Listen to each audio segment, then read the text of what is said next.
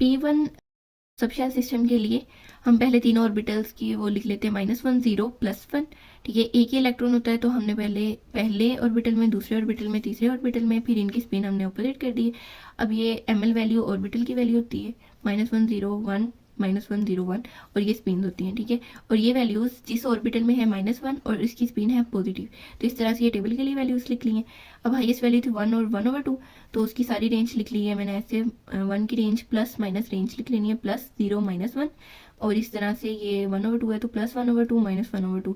फिर ये सारी रेंज +1/2 के साथ एक दफ़ा, फिर ये सारी रेंज -1/2 के साथ, फिर इसकी एल वैल्यू आ जाएगी L = 1 और S = 2 डबलेट S। ठीक है, इसे हम टेबल में इस तरह से लिखेंगे कि 2 कॉलम बनाएंगे, 2 कॉलम होंगे, एक -1/2 का, एक +1/2 का, और ये सारी रेंज जो थी +1 की। ठीक है, 1 0 -1, ये तीनों वैल्यूज़ लिखेंगे, 3 रो बन जाएंगे और 2 कॉलम बन जाएंगे।